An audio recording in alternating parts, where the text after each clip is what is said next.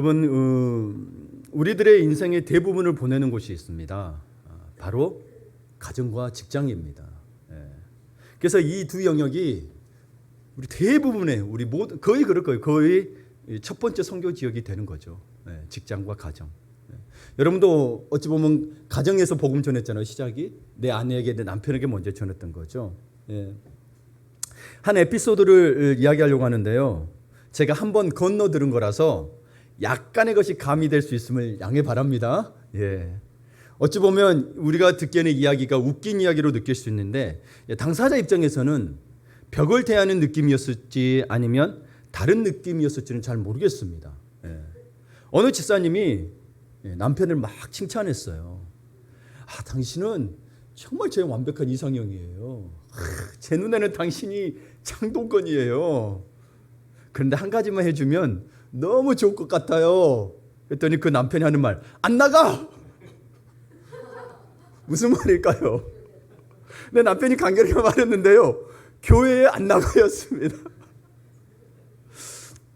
아내가 평소에 자주 권했나 봐요. 참 아내가 훌륭한 분이에요. 그렇죠? 그럴 줄 알면서도 또 한 거잖아요. 저 같으면 얼른 나갔을 것 같은데. 누구 칭찬 안 해주나요? 그럼 금방 할 것 같은데. 근데 사실 가정과 직장에서 전도하기가 사실 정확히 표현하자면 교회 나가다는 말은 조금은 더 쉽게 할 수 있는데 복음 증거하기가 참 매우 어렵습니다. 왜냐하면 직장과 가정 이 두 생활권에서는 여러분들 우리 다들 그렇지만 우리의 옛 본성과 새 속의 영향을 받은 것들이 아무런 필터링 없이 그대로 자연스럽게 나타나기 때문에 그렇습니다.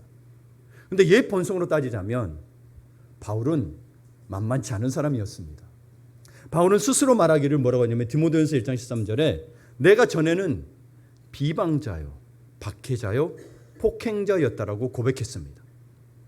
그는 실제로 예수와 나사렛 예수와 그의 따르는 추종자들이라고 표현할게요. 그들이 그 입장에서 추종자였어요. 바울이 볼 때는 추종자들을 핍박하는 복음의 적대자였어요. 복음의 원수였다는 거죠. 그런데요, 예수님은 복음의 원수였던 바울을 가장 사랑하는 제자요, 세상을 변화시키는 도구로 삼으셨습니다. 희한하게도 저는 이걸 보면서 희한하게도 예수님은 자신을 따르던 12제자 중에서 가장 위대한 제자를 뽑은 게 아니라 복음의 적대자, 복음의 원수를 회심시켜 가장 위대한 사도가 되게 하셨다는 겁니다.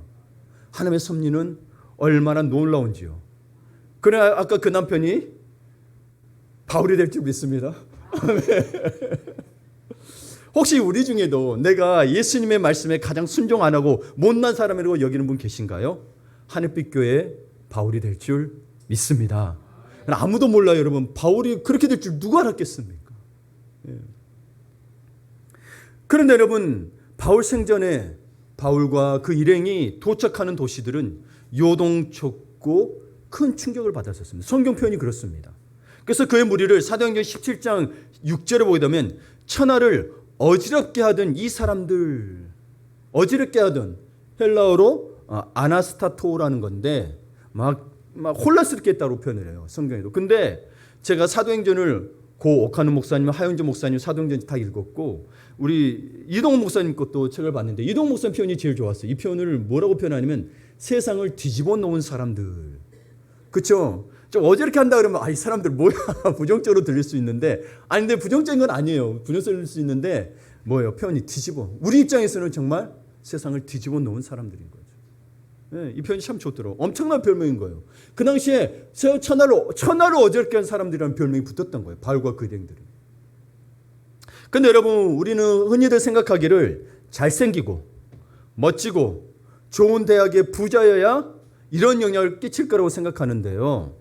바울과 테크라 행전이라는 외경에서는 그의 인상착의를 이렇게 묘사합니다. 키는 작고 머리는 대머리이며 휘어진 다리에 눈썹은 서로 맞닿고 매부리 코에 다부진 풍채를 가진 그는 못생겼다 그래야 되는데 그는 범상하지 않은 사람, 천사와 같은 사람이었다라고 이야기합니다.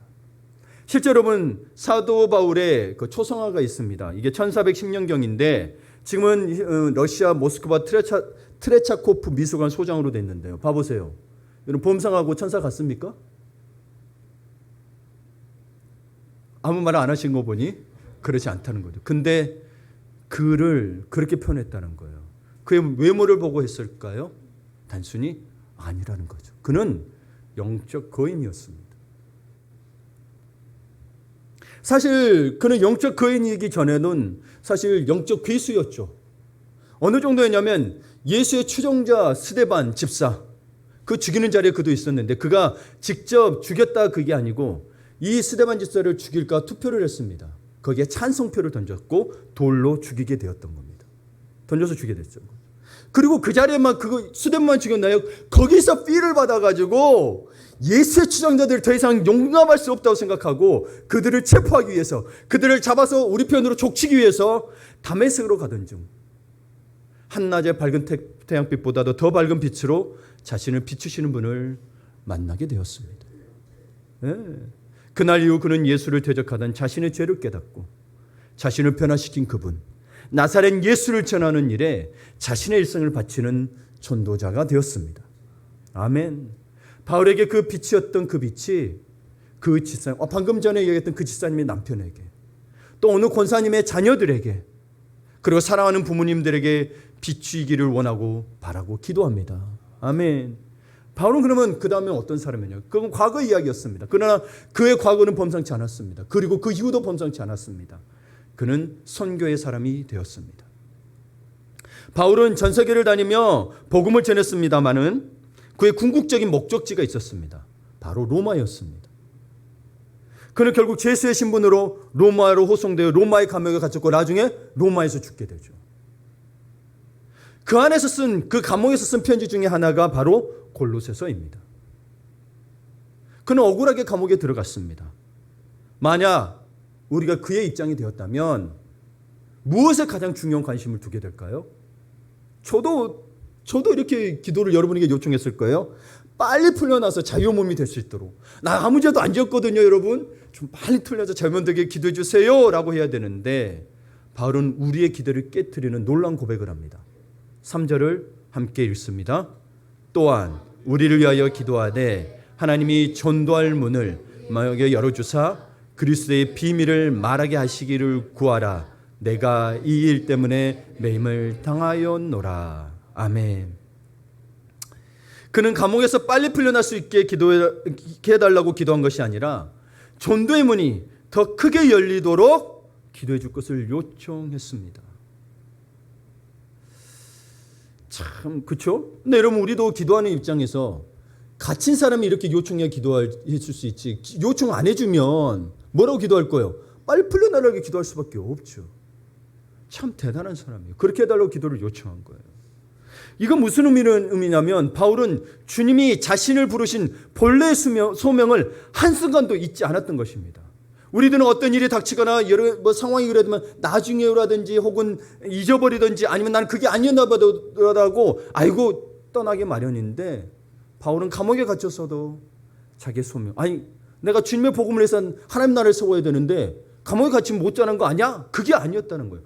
감옥에서도 그 소명을 잊은 적이 없었기 때문에 기도를 요청합니다. 참 대단하죠. 네. 또한 그는 이야기하기를 이 비밀 전하는 일, 곧 전도의 일 때문에 매여 있다고 말합니다. 그럼 그는 어떤 이 비밀을 받았기에, 하나님 앞에 사명을 받았기에, 예수님께로 받았기에 그런 걸까요? 그는 다메섹 도상에서 예수를 만났을 때 받은 소명을 사도행전에서 기록하고 있습니다. 누가가 기록하고 있는데 26장에 보게 되면 이스라엘과 이방인들에게서 내가 너를 구원하여 그들에게 보내요. 이방인들에게 보냈다는 거예요. 그래서 뭐 하라냐? 그 눈을 뜨게 하여 어둠에서 빛으로 사탄의 권세에서 하나님께로 돌아오게 하고 죄의 사함과 나를 믿어 거룩하게 된 무리 가운데서 기업을 얻게 하리라 하더이다. 아멘. 무슨 사명이에요? 선교의 사명이었죠. 우리가 그 일을 하고 있는 거예요. 그날 이후 그는 온 세상을 가슴에 품고 살았습니다. 그의 가슴 속에는 사도행전에 나오는 대로 하면 소아시아, 그리스, 로마, 당시의 땅끝이라고 생각했던 스페인까지 들어있었습니다. 그리고 그는 실제로 소아시아 그리고 유럽의 복음을 전했고 그가 지나가는 곳마다 뭐가 생겨났어요? 교회가 생겨났어요. 교회가 생겨났어요. 오늘날처럼 교통수단이 발달하지 못했잖아요. 그는 대체적으로 걸어서 다녔죠. 그리고 때로는 배를 탔습니다. 근데 학자들이 이 거리를 계산했나 봐요. 저는 정확히 모르는데 학자들이 이야기를 2만 킬로미터가 넘었다고 이야기합니다. 대단합니다. 어마어마한 거리를 여행하며 복음을 전했습니다. 그러면서 바울은요, 선교 개척자요, 선교 전략가였던 거죠.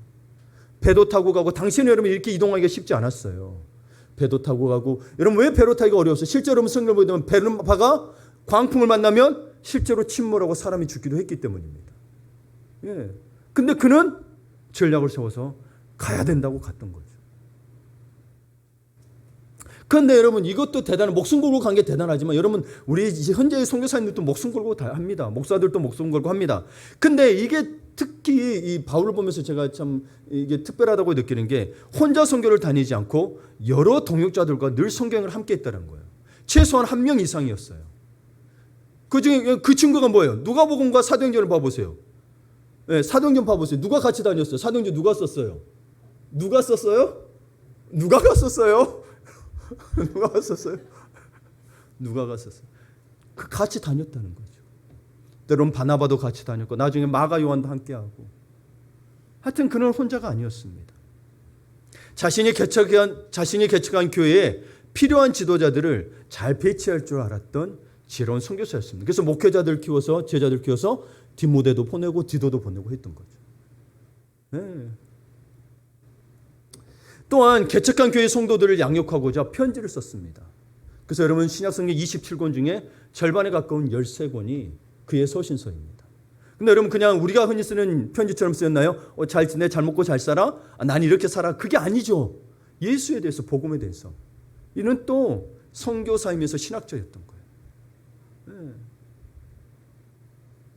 그러니까 여러분 선교사역은 마치 파송된 선교사님들만 감당해야 된다고 생각하는데 결코 그게 아닙니다.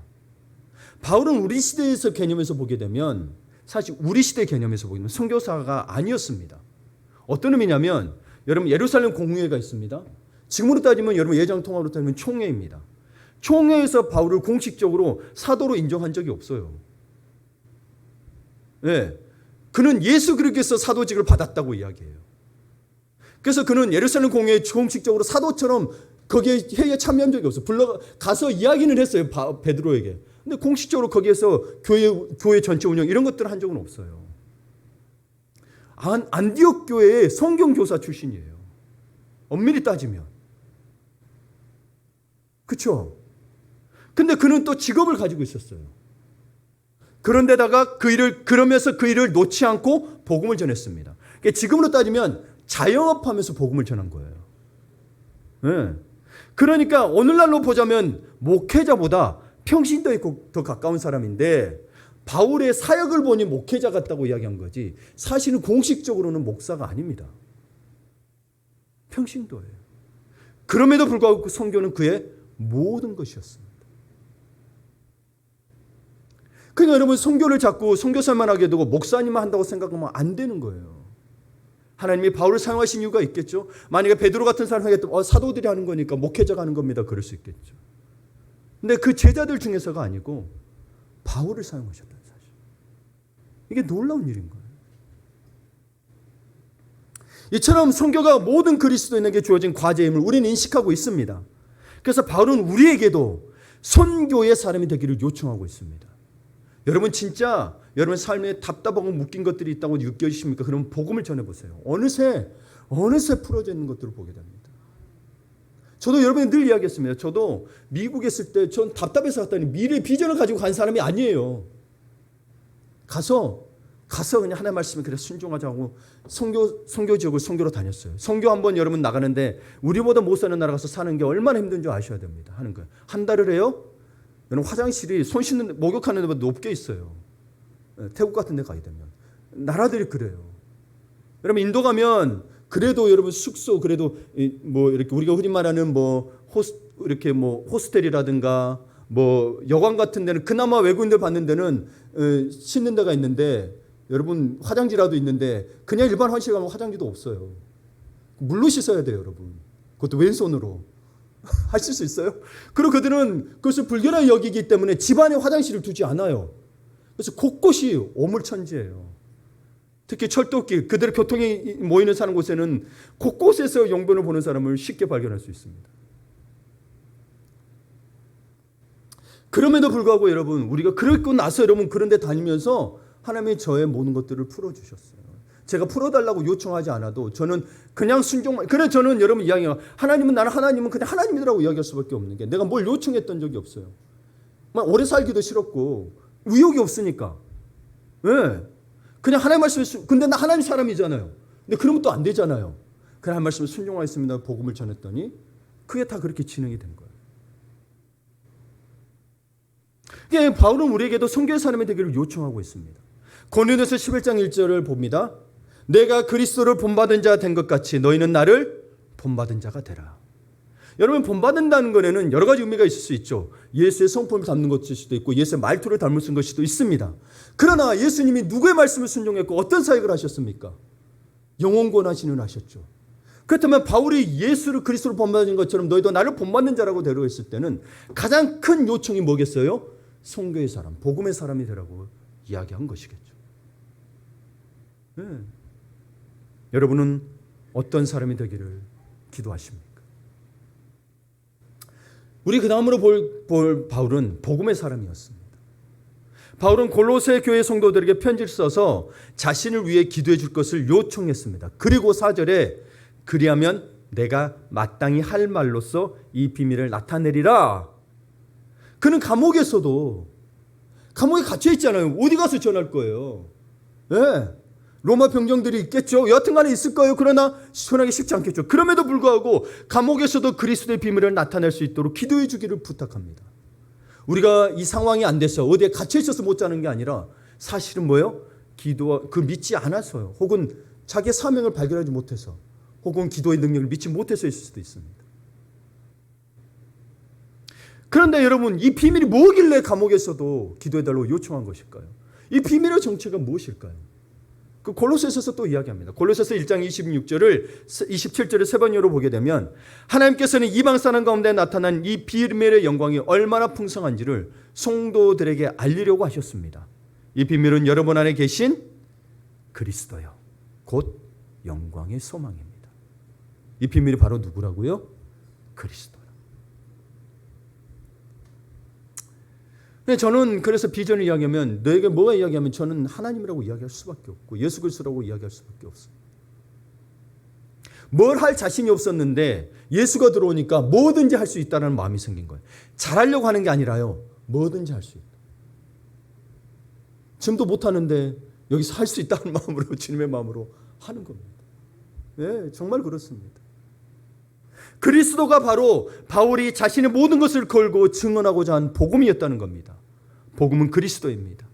예. 예수님은 우리의 죄 문제를 해결하기 위해 죽으셨습니다.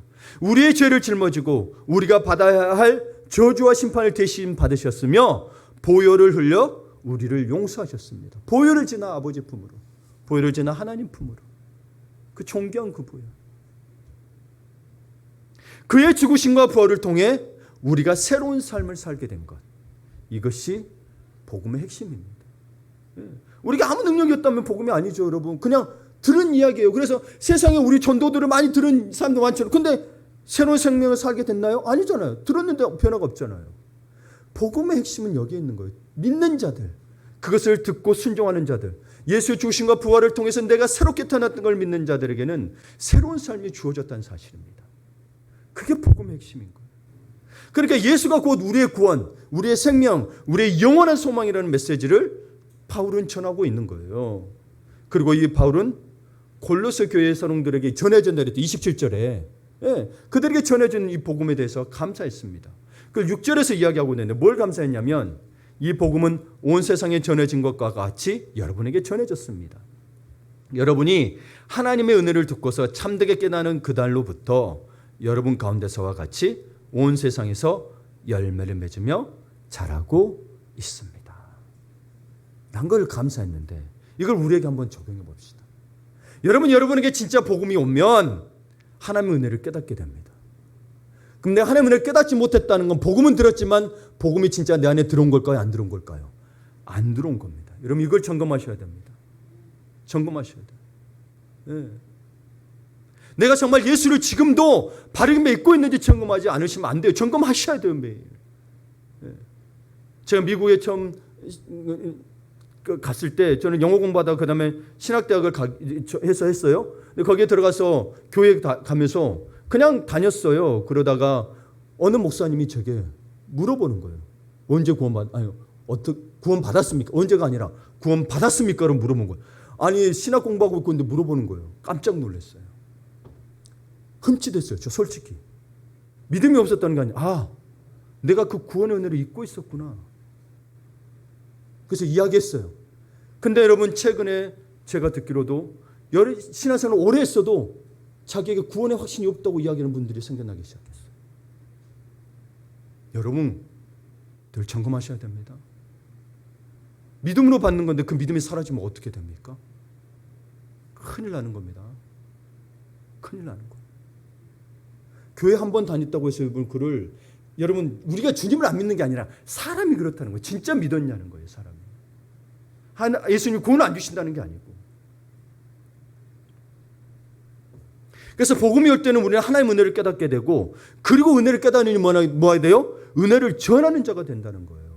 은혜를 전하면서 뭐예요? 열매 맺는다는 거예요. 그래서 여러분 여기 바울의 표락이 여러분 가운데서 같이 온 세상에서 열매를 맺으며 자라고 있습니다.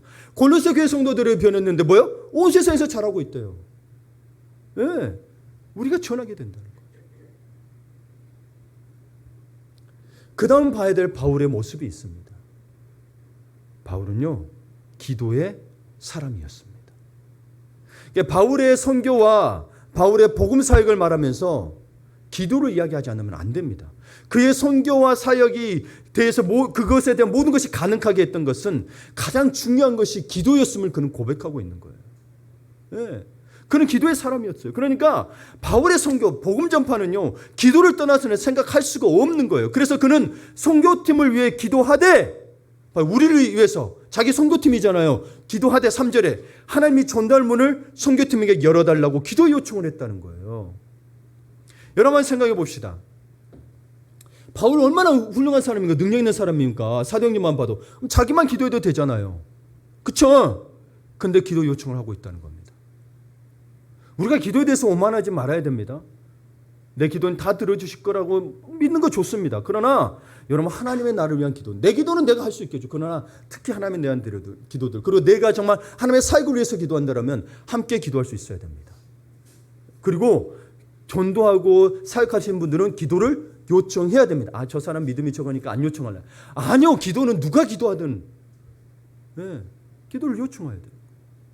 그래서 우리 모두가 하늘빛 전도팀에게 전도할 문을 열어달라고 기도해야 합니다.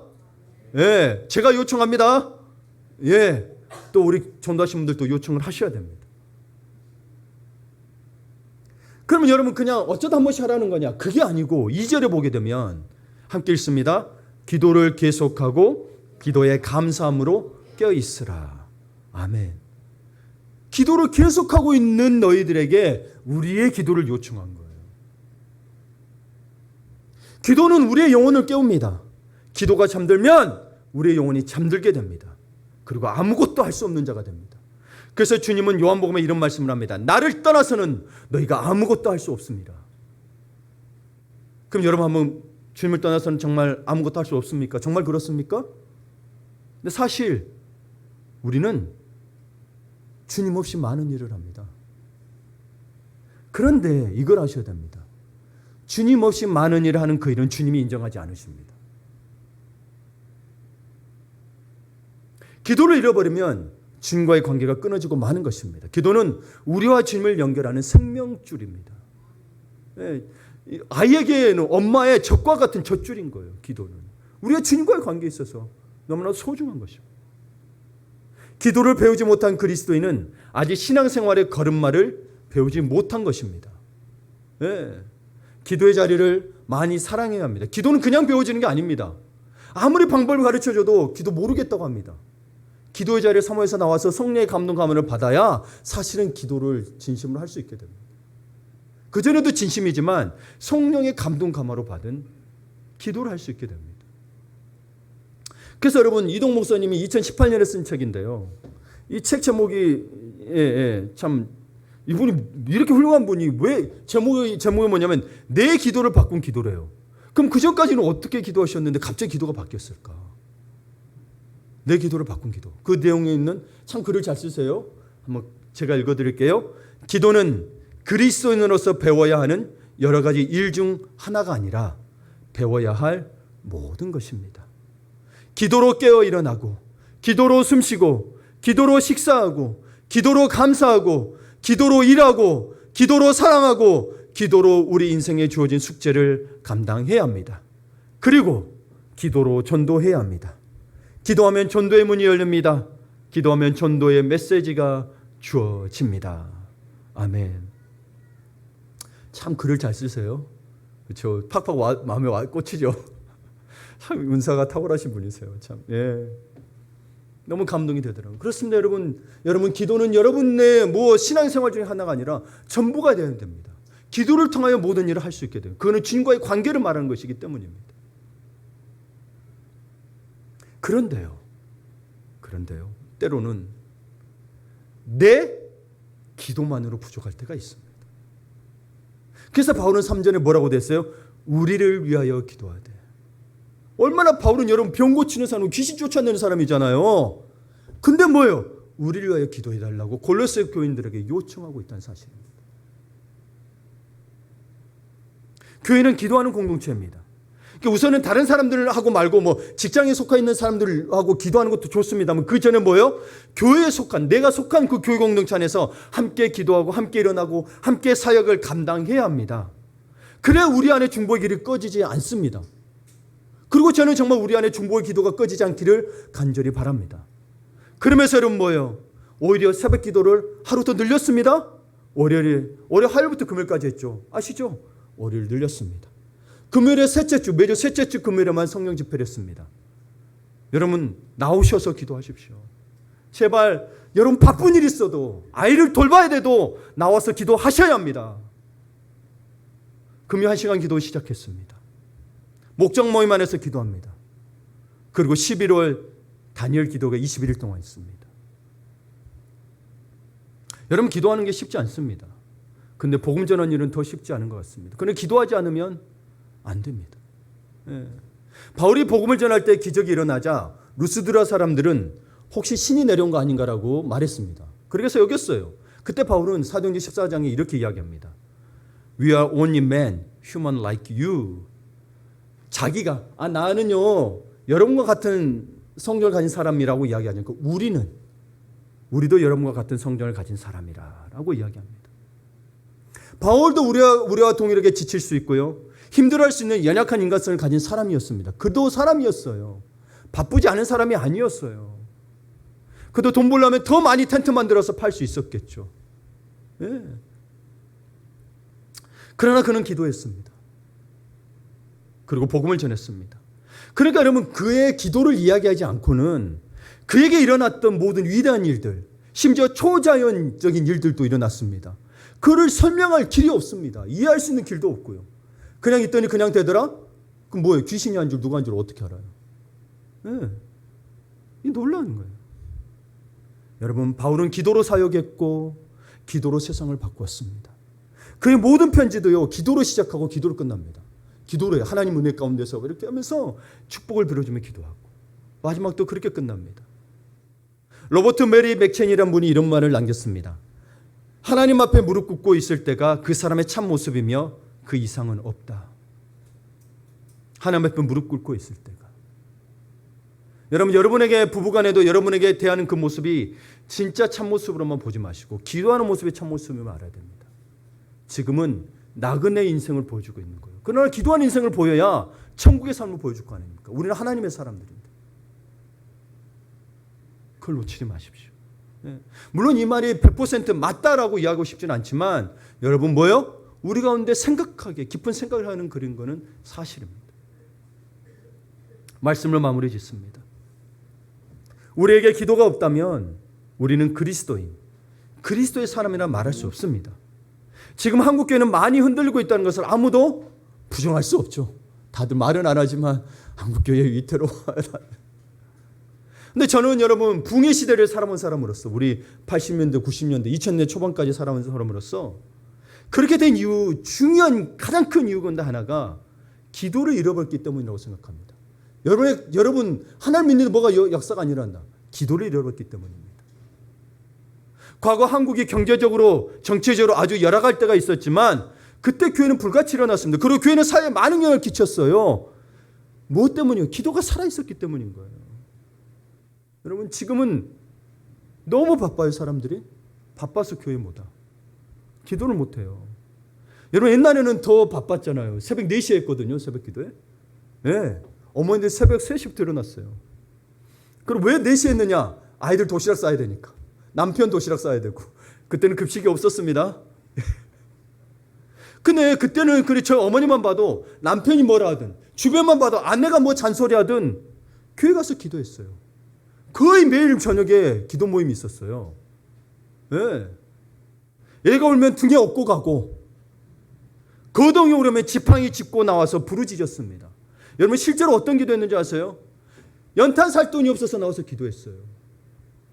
진짜 아이들이 낳았는데 방바닥이 차가워. 그게 마음 아파서 나와서 하나님 도와달라고. 어떻게 할 수 있는 방법이 없으니까. 근데 이 시대는 우리가 다 하려고 그러잖아요. 여러분 노력하지 않으라는 게 아니고 그걸 하나님이 주셔야 되는 거예요. 오늘 여러분 또 찬양하겠지만 제가 처음에도 읽었지만 하나님께서 여러분 비를 준지 않으시면 여러분 우리가 아무리 땅을 경작한들 어찌 열매를 맺을 수 있겠냐는 거예요. 근데 우리가 다 열매 맺으려고 합니다. 그 은혜는 몰라보고 자꾸 자기가 다 하려고 합니다. 하나님 앞에 가서 기도하는데 무슨 소용이 있냐. 하나님 앞에 그렇게 시간을 들여서 무슨 소용이 있냐. 정말 하나님을 만났습니까? 그러면 저는 어떻게 된 겁니까? 하나님 앞에 더 많이 시간을 썼고 여러분 심지어 학비까지 선교비용으로 써서 했는데 학교도 졸업하고 결혼도 하고 여기까지 났습니다. 어떻게 이걸 설명해야 될까요? 예, 졸업 못할 줄 알았어요. 학교면서 그래도 내가 공부하는 목적이 뭐냐? 영혼 구하기 위해서인데 선교 가야 되지 않겠느냐? 그래서 학비를 그때 넣었어요. 그랬더니 그 다음에 하나님이 결혼하게 하셨어요. 진짜로. 그래서 학교 마치게 하셨어요. 대학원까지. 대학원 마치고 여러분 박사과정까지. 와. 저는 상상도 못했던 일이라니까요. 저는 박사학위를 놓고 기도한 적도 없었어요. 솔직한 말로 공부할 생각도 안 했어요. 여러분. 근데 하나님이 인도하시고 그 마음을 주시고 하나님의 그 사랑하는 이들에게 그 마음에 소원을 두고 기도하게 하신다는 게 그 말에만 나는 몰랐는데 나중에는 그걸 기도하게 하시는 거예요. 하나님이.